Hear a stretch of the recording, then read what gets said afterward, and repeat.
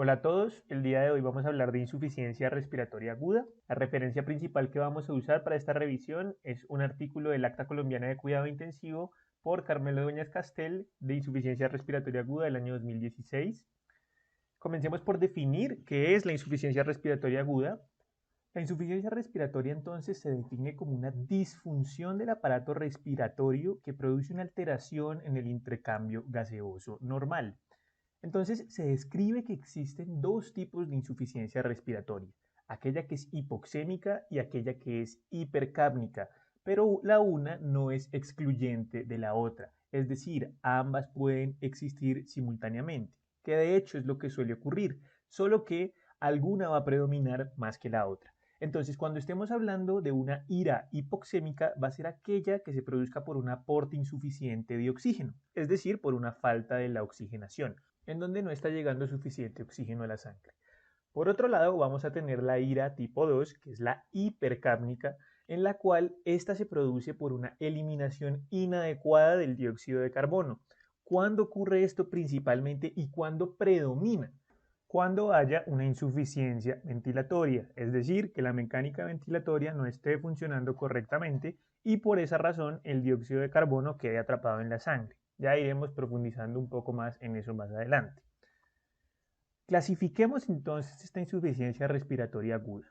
Si estamos diciendo que es aguda, debemos partir de una clasificación de duración en la cual también abrimos la opción de que exista una insuficiencia respiratoria que responde a un trastorno crónico, así como también que exista la posibilidad de que una persona que tiene una enfermedad pulmonar crónica pueda tener una agudización o un episodio de insuficiencia respiratoria aguda dentro del mismo contexto de su enfermedad crónica.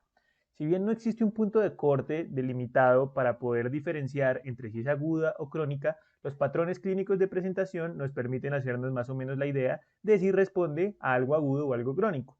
Entonces, aquello que sea agudo va a ser aquello que se presente en minutos a días y que normalmente cuando se presenten trastornos en los gases arteriales van a ser trastornos muy recientes que no van a tener una compensación. Entonces lo que vamos a encontrar es que esas personas con insuficiencia respiratoria aguda por lo general presentan un pH menor a 7.3, consistente en una acidemia, producida por un trastorno de acidosis respiratoria. Mientras que el paciente que es un poco ya más crónico, en este sí ha desarrollado la enfermedad durante días a meses y por lo tanto ha tenido suficiente tiempo para hacer una compensación para que el riñón compense y logre que el pH esté en valores casi normales y asimismo haya un aumento del bicarbonato que sea el responsable de esa compensación. ¿Qué otras cosas podemos encontrar? Características como la policitemia, en la cual hay un aumento de la cantidad de los glóbulos rojos en esas personas que son sometidas constantemente a una hipoxemia de forma crónica. Entonces lo que hace el cuerpo es producir más glóbulos rojos en un afán de buscar tener un mayor número de glóbulos rojos que atrapen mayor cantidad de oxígeno. Y el cor pulmonale, que como sabemos el cor pulmonal es una enfermedad cardíaca en la que se produce una alteración en la función y en la estructura del ventrículo derecho como consecuencia de un aumento de la presión en la circulación pulmonar. ¿Por qué aumenta esa presión en la circulación pulmonar? Porque estas personas que tienen enfermedades pulmonares crónicas han apelado durante mucho tiempo al mecanismo de vasoconstricción hipóxica y esa vasoconstricción hipóxica lo que genera es una hipertensión pulmonar.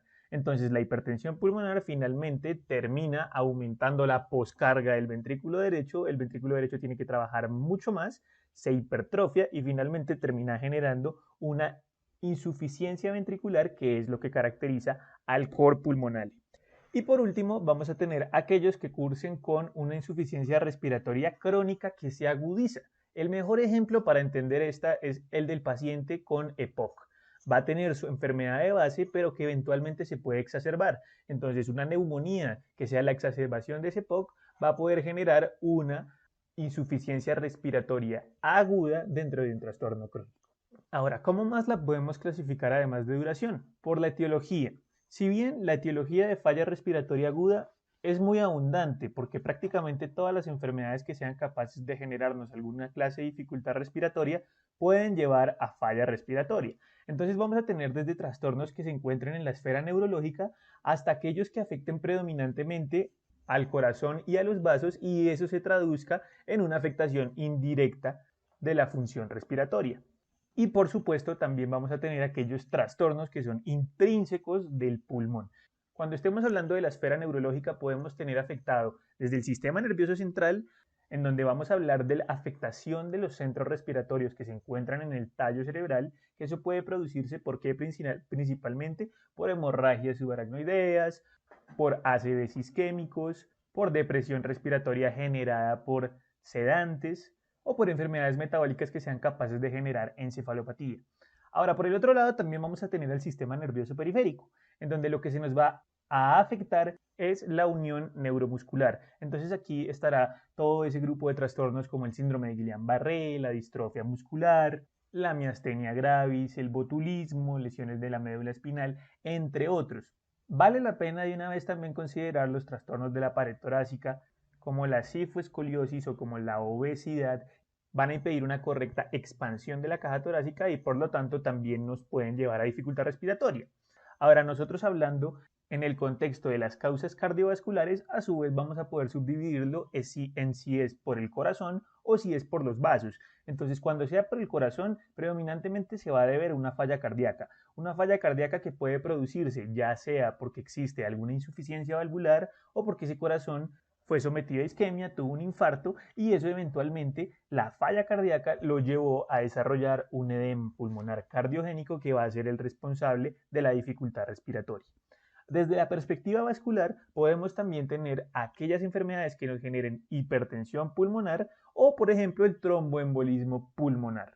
Y ya mirando más intrínsecamente al sistema respiratorio, entonces podemos verlo desde las vías aéreas superiores o podemos ubicarnos ya en los sacos alveolares y los bronquiolos respiratorios. Entonces, cuando estemos hablando de la vía aérea, podemos hablar, por ejemplo, del asma, de la enfermedad pulmonar obstructiva crónica con fenotipo de bronquítico crónico, el angioedema, la parálisis de cuerdas vocales, entre otras causas que afecten la vía aérea.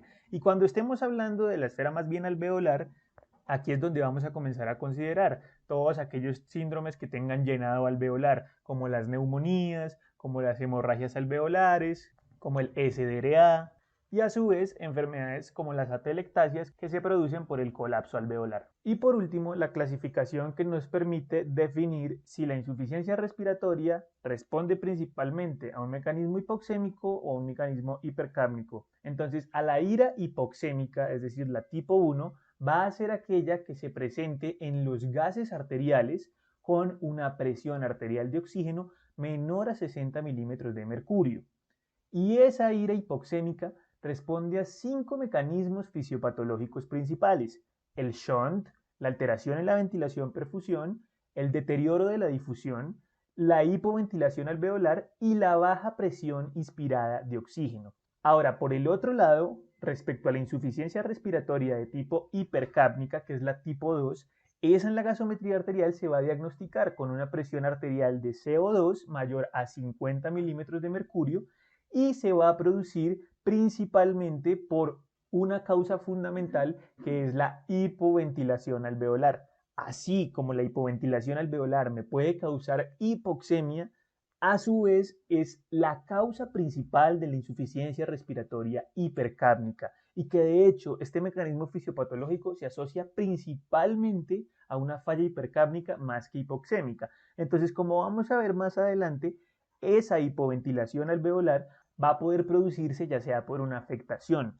de los centros respiratorios que se deprimen o por una disfunción de la bomba muscular, donde ambos van a llevar al paciente a hipoventilar y a desarrollar una falla hipercápnica. Ahora, es preciso destacar que este punto de corte no aplica en pacientes con enfermedad respiratoria crónica, donde ya se haya desarrollado una hipercapnia y una alcalemia metabólica compensatoria, como por ejemplo ocurre en el paciente epocoso. En el siguiente video vamos a hablar de cada uno de estos mecanismos fisiopatológicos que explican la insuficiencia respiratoria aguda.